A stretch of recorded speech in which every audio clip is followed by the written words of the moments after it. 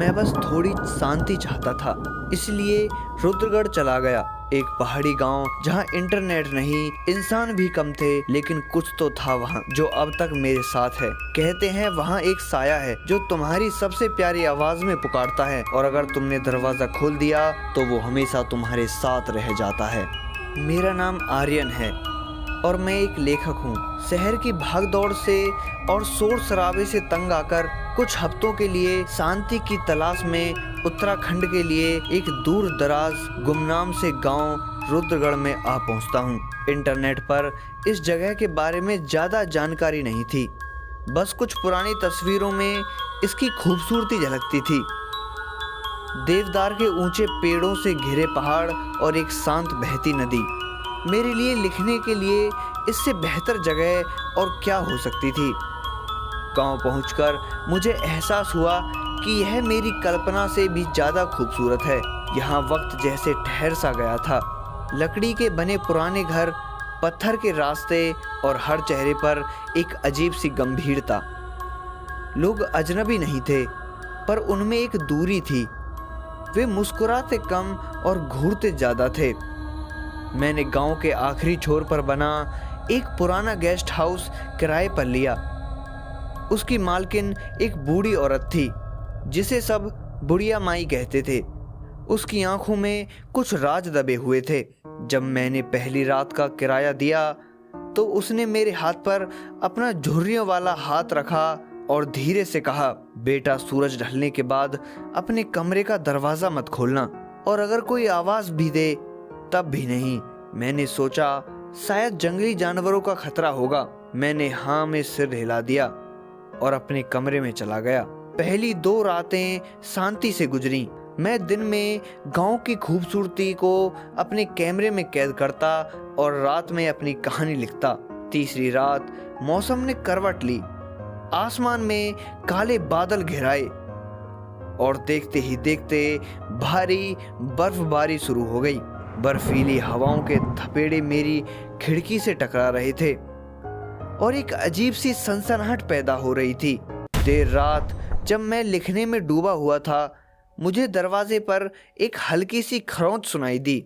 मैंने नज़रअंदाज कर दिया, सोचा कोई जानवर होगा, लेकिन फिर एक पतली कांपती हुई आवाज़ आई, दरवाज़ा खोलो, मुझे ठंड लग रही है।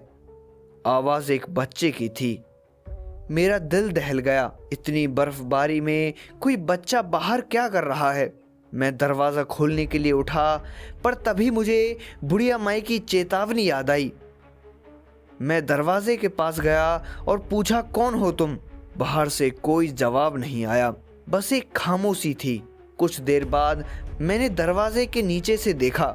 बाहर घना अंधेरा था, बर्फ के सिवा कुछ नहीं दिख रहा था। मैंने सोचा शायद यह मेरा वहम होगा। अगली सुबह जब मैंने दरवाज़ा खोला तो बाहर ताज़ी बर्फ़ की मोटी चादर बिछी थी, पर उस पर किसी के भी पैरों के निशान नहीं थे। मेरा दिल बेचैनी से भर गया। मैंने जब बुढ़िया माई से इस बारे में पूछा तो उनका चेहरा सफ़ेद पड़ गया। उन्होंने बस इतना कहा, मैंने तुम्हें चेतावनी दी थी, बर्फबारी के साथ वो जाग जाता है। मैंने घबराकर पूछा, कौन जाग जाता है माई? उन्होंने नजरें चुराते हुए कहा, छाया पुरुष। वो एक ऐसा साया है जिसका कोई अंत नहीं है। वो अकेलापन और ठंड सूंघ लेता है। वो तुम्हारी सबसे प्यारी आवाज़ की नकल कर सकता है ताकि तुम दरवाज़ा खोल दो, और अगर एक बार दरवाज़ा खुल गया तो वो तुम्हारा मेहमान बन जाता है। उनकी बातें सुनकर मेरे रोंगटे खड़े हो गए। मुझे लगा कि यह सब गांव वालों का अंधविश्वास है, लेकिन मेरे दिल में एक डर बैठ चुका था। उस रात बर्फबारी और तेजी से हो गई। रुद्रगढ़ का संपर्क बाकी दुनिया से पूरी तरह कट चुका था। फोन के सिग्नल भी जा चुके थे। मैं अपने कमरे में अकेला था और यह अकेलापन अब मुझे खाए जा रहा था। आधी रात को दरवाजे पर फिर से किसी की दस्तक हुई। इस बार आवाज मेरी माँ की थी। आर्यन बेटा, दरवाजा खोल, मैं तुझे लेने आई हूँ। देख बाहर कितनी ठंड है। मेरी माँ जो 1000 किलोमीटर दूर दिल्ली में थी, वो यहाँ कैसे हो सकती है? मेरा दिमाग कह रहा था कि यह झूठ है, यह बिल्कुल नामुमकिन है। लेकिन आवाज हूबहू मेरी माँ की थी। वही लहजा, वही पुकार। मेरी आंखों में आंसू आ गए।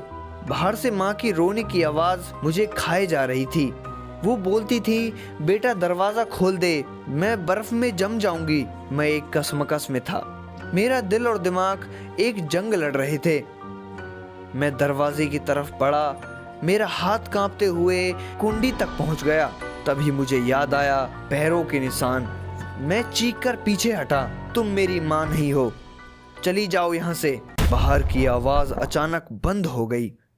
एक पल के लिए सन्नाटा सा छा गया और फिर उस सन्नाटे को चीरती हुई एक ऐसी हंसी गूंजी जो किसी इंसान की नहीं हो सकती थी।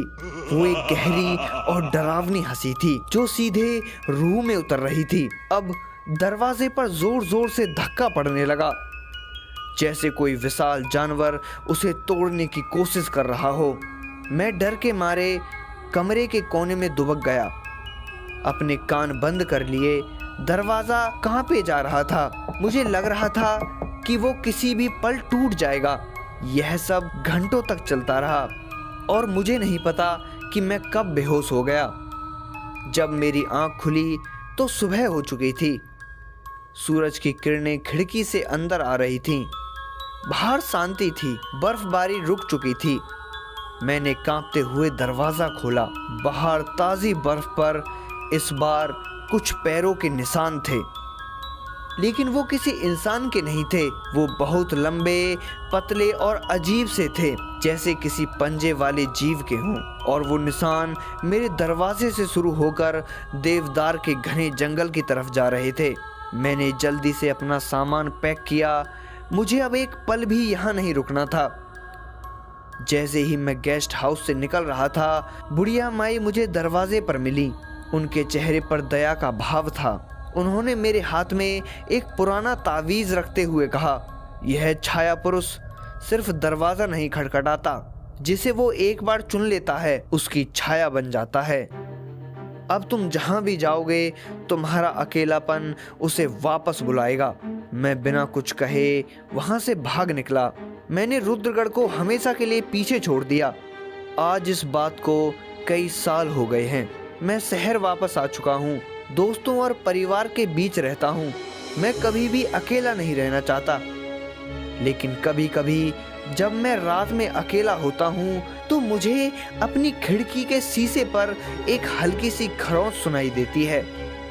और कभी कभी मुझे लगता है कि घर के किसी कोने में मुझसे भी ज़्यादा लंबा और ज़्यादा काला कोई साया रहता है, जो बस इंतज़ार करता है कि कब मैं उसके लिए दरवाज़ा खोलूं। और मुझे पता है कि जिस दिन मैंने दरवाज़ा खोल दिया वो दिन मेरी ज़िंदगी का आखिरी दिन होगा। तो दोस्तों, ऐसी ही डरावनी और रहस्यमयी कहानियों को जानने के लिए हमारे चैनल को सब्सक्राइब करें। मिलते हैं एक नई रहस्य और रोमांच से भरी एक नई खौफनाक कहानी के साथ। तब तक के लिए अलविदा।